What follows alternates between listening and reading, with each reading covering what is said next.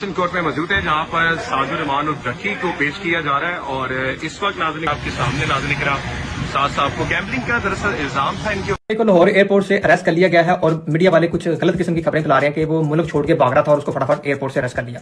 News पे आ रहा है कि डकी भाई को 2 दिन के रिमांड में डाल दिया है, 2 दिन के रिमांड दे दिया गया है, वो भी कोर्ट के। आई थिंक सो कि डकी भाई के साथ भी FIA ने यही वाला मामला है। और मैं तमाम इन्फ्लुएंसर को कहना चाहूँगा, जितने लोग मुझे सुन रहे हैं जो वीडियोस बनाते हैं, कि प्लीज़ ये जो बैटिंग ऐप्स आपको पैसे दे रही हैं 5-5 10-10 हज़ार दे के भी छोटे क्रिएटर से काम करवाते हैं। कोई ग्रुप चला रहा है, आप लोगों ने उस बंदे का नाम, उसका टिकटॉक चैनल और सारी डिटेल यहाँ पर पोस्ट कर देनी है। FIA साइबर क्राइम के लोग पढ़ लेंगे। ये जितने लोग भागे हुए ना साहिबान, मेहरबान, कदरदान, अस्सलाम वालेकुम, क्या हाल चाल है भाई? खैरियत से हो, ठीक ठाक हो, फिटफाट हो, खुशबाश हो? तो भाई welcome back to the brand new डब्बा बैट व्लॉग।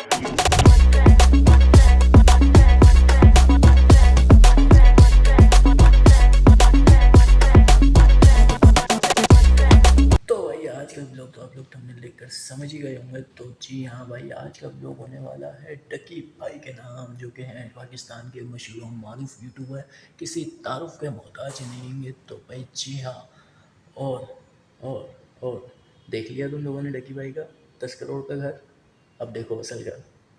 अरे भाई मजाक कर रहा हूँ, ये वाला घर नहीं है। खैर, तो भाई डकी भाई को कर लिया गया है लाहौर एयरपोर्ट से अरेस्ट। किस वजह पर अरेस्ट कर दिया गया? अरेस्ट वजह जो सामने आ रही है वो आ रही है बाइनोमो ऐप प्रमोशन, जो कि वो भर के कर रहे थे भाई। जी हाँ भाई, वो भी कर रहे थे, रजब भी कर रहे थे, टूक स्लैक भी कर रहा है, और भी बहुत सारे क्रिएटर हैं। तो भाई हम तो पहले ही कह रहे थे कि वो गलत है, फ्रॉड है भाई, पैसा खाने वाली ऐप है।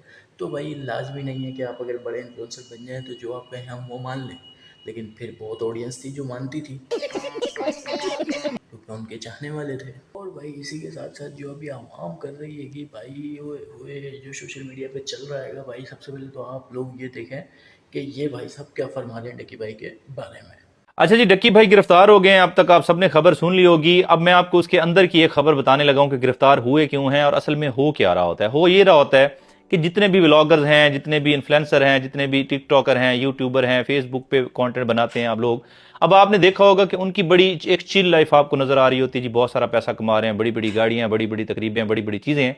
असल में ये होता है कि ये सारी चीजें जो आपको नजर आ रही होती हैं, इसके पीछे बहुत कुछ चल रहा होता है। सिर्फ अगर कोई कहे कि मैंने वीडियोस बनाई, मोनेटाइजेशन से मैंने इतना पैसा कमा लिया और इस तरह मैं अमीर हो गया, ये पॉसिबल नहीं होता। डेफिनेटली पैसे आ रहे होते हैं और जो है वो कन्वर्जन रेट चूंकि ज़्यादा है, $1000 भी आ जाए तो 3 लाख रुपए यहाँ पे बन जाते हैं। डेफिनेटली ये एक सिनेरियो है। अब दूसरा सिनेरियो क्या होता है, जैसे ही कोई इन्फ्लुएंसर बनता है, जैसे ही कोई शख्स मशहूर होता है, जैसे ही किसी शख्स की फैन फॉलोइंग ज़्यादा होती है, तो अब उसे अप्रोच किया जाता है डिफरेंट कंपनीज की तरफ, डिफरेंट ब्रांड्स की तरफ से और डिफरेंट चीज़ों की तरफ से। क्यों किया जाता है? क्योंकि डेफिनेटली उसकी एक मार्केट वैल्यू, उसकी एक फेस वैल्यू, अब उस फेस वैल्यू, मार्केट वैल्यू उसे पैसे देती है। वो कैसे देती है? लोग प्रमोशंस के लिए पेड प्रमोशंस मिलती हैं। कोई ब्रांड कहता है जी मेरी शर्ट पहन के, मेरे कपड़े पहन के, मेरी घड़ी पहन के व्लॉग बना लें, तो ये जब कांटेक्ट करते हैं तो उसके अगेंस्ट पैसे मिलते हैं। अब डकी भाई का जो सीन है, डेफिनेटली वो बड़े इन्फ्लुएंसर हैं, उनके बहुत ज़्यादा हैं। तो मेरे जहाँ तक इल्म में आया है कि वो 3 मिलियन, 4 मिलियन, 5 मिलियन भी प्रमोशन कर लेते हैं, वीडियो बनाने का लेते हैं।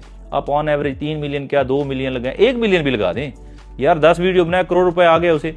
तो जब इस लेवल पे चीज़ें जारी होती हैं तो डेफिनेटली वो फिर माशरे में एक पैगाम जा रहा होता है। अब ये बैटिंग ऐप्स होती हैं, ये जुए की ऐप्स होती हैं, उनका नुकसान ये होता है कि जी क्रिएटर को तो पैसे आ गए, हमें भी किया, मुझे भी किया, बहुत सारे दोस्तों को करते हैं, लेकिन हम लोग क्योंकि पढ़े लिखे लोग थे, इनकार कर दिया।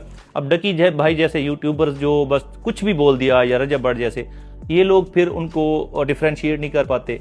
ये लोग उसमें आ जाते हैं, चले जी पैसे आ रहे हैं भाई, आपको 1 करोड़ अगर वो दे रहे हैं तो आप ये सोचें कि उन्होंने कितने करोड़ मार्केट से निकालने हैं और आपके फॉलोवर से निकालने हैं। वो लोग जो आपको फॉलो करते हैं यार, वो लोग जो हमें फॉलो करते हैं, जो मुझे फॉलो करते हैं, जो इन लोगों को फॉलो करते हैं, भाई ये हमारा एसेट होते हैं, ये हमारा लाइफ टाइम के लिए एसेट होते हैं। ये लोग हमारे ऊपर ट्रस्ट करके हमें फॉलो करते हैं और हम इन्हें फिर कोई चीज़ें बेचें अपने 4 पैसों के लिए, तो मेरे ख्याल में ये इंतहाई गंदी हरकत है।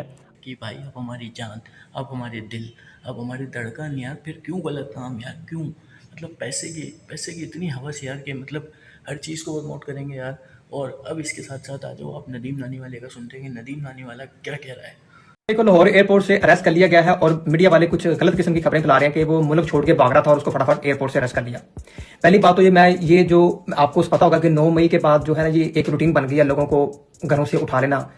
बिना किसी एफआईआर के, बिना किसी चीज के उसको उठा लेना और अपनी मनमानी करनी और अपनी मनमानी के वीडियो लेके उनको सोशल मीडिया पे इस तरह जलील करने की कोशिश करना कि जी सॉफ्टवेयर अपडेट। दूसरी बात है, डकी बाई के ऊपर एक बायनामो एप्लीकेशन से रिलेटेड एक तहकीकात चलनी थी जो कि उसको नहीं कभी बताया गया और उसका नाम पीएनएल लिस्ट में डाला गया। उसको इस चीज का विलन नहीं था। उसके ऊपर पहले भी कई दफा एफआईआर हुई है, उसने हमेशा वो उसका फाइट किया, जवाब दिया और अपने आप को साबित किया जो भी हुआ है। लेकिन इस दफा उसके मौका नहीं दिया गया, ना ही उसे बताया गया और बस उसका नाम पीएनएल लिस्ट में डाल दिया गया तहकीकात की बिना पर। और लोगों को इस तरह एयरपोर्ट से उठाना, घरों से उठाना एक अच्छा अमल नहीं, जो कि पाकिस्तान में बड़ा ही नाराज कर दिया गया। और दूसरी बात, उसके ऊपर जो बायनामों का के रिलेटेड जो तहकीकात थी कि जो मैं मानता हूं कि वो एप्लीकेशन जो प्रमोशन है वो पाकिस्तान में रेगुलेटेड नहीं है, लेकिन हर बंदा कर रहा है, डकी अकेला नहीं कर रहा। तो इस तरह एक बंदे को टारगेट करना मैं समझता हूं ये एक बड़ा ही छोटा अमल है। और दूसरा, डकी पाकिस्तान छोड़ के भाग नहीं रहा था, वो मलेशिया जा रहा था अपनी वाइफ के साथ, क्योंकि वहां एक इवेंट था जहां उसको बुलाया गया था। वो 2 दिन के लिए मलेशिया जा रहा था।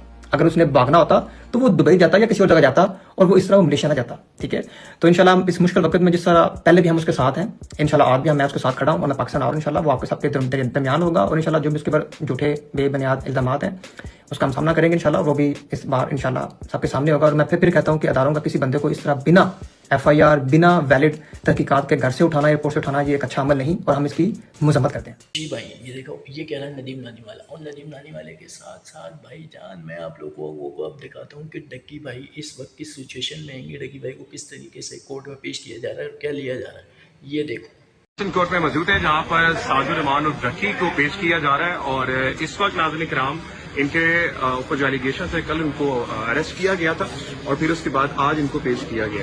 इनको हो चुका ये आपके सामने नाज़रीन किराम साथ साहब को गैम्बलिंग का दरअसल इल्जाम था इनके ऊपर और ये बताया गया था कि इन्होंने जो गैम्बलिंग ऐप थी उसके जरिए से स्टेटमेंट बताया और फिर उसके बाद कोर्ट ने जो ऑर्डर दिए थे वो आपके सामने आप साथ को इस वक्त सूरत में देख सकते हैं। देख लिया, डक्की भाई को भी देख लिया। अब मैं आप लोगों को बताता हूँ कि वकार ज़कात जो के ट्रेडिंग में सबका बाप, पाकिस्तान में क्या दुनिया में सबका बाप है ट्रेडिंग में भाई। अब बताऊँ, अब मैं आप लोगों को दिखाता हूँ कि वकार ज़का भाई रिसेंटली पोस्ट में क्या कहते हैं।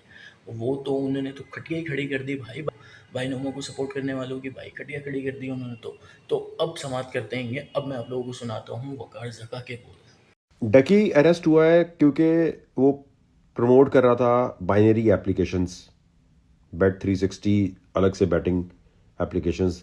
लेकिन बाइनरी एप्लीकेशन पे एफआईए को मैंने खुद बोला है और रिक्वेस्ट की है कि भाई पाकिस्तान में लोगों का पैसा जा रहा है, आप लोगों ने, मैं नहीं जानता कौन करता है इसको प्रमोट, आप लोगों ने वेबसाइट जो ऐसा कोई ग्रुप चला रहा है, आप लोगों ने उस बंदे का नाम, उसका टिकटॉक चैनल और सारी डिटेल यहां पर पोस्ट कर देनी है। एफआईए साइबर क्राइम के लोग पढ़ लेंगे। ये जितने लोग भागे हुए ना पाकिस्तान से, ये सब के सब जरा पाकिस्तान लैंड करें, सिर्फ लैंड करें, इनको घरों से कैसे एफआईए उठाएगी बाइनरी ट्रेडिंग प्रमोट करने पे, वो चेक करने। जरा डिटेल डालो यहाँ, सारी एफआईए पूरी डिटेल यहाँ पड़ेगी।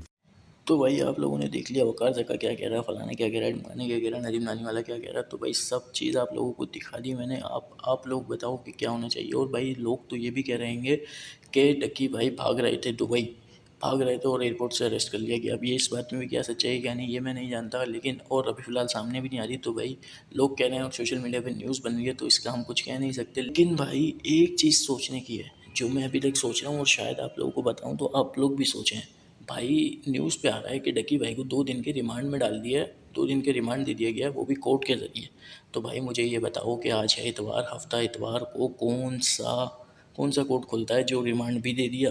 तो यार खैर इतना सीरियस केस तो नहीं था कि भाई 2 दिन, हफ्ता इतवार जिस दिन कोर्ट बंद होता है वीकेंड पे, उस दिन कोर्ट खुल जाए। कोर्ट खुलने के बाद जो है भाई सज़ा भी हो जाए और सज़ा के बाद रिमांड रूम भी हो जाए। तो साथ साथ कर लेते हैं यहीं पर ही वीडियो को एंड। आई होप कि आप लोगों को इन्फॉर्मेशन अच्छी लगी होगी। तो वीडियो को लाइक करो, शेयर करो, कमेंट करो और सब्सक्राइब करना भूलना मत। मिलता हूँ नेक्स्ट ब्लॉग में, जब तक के लिए अपना बहुत सारा ख्याल रखिएगा। अल्लाह हाफ़िज़।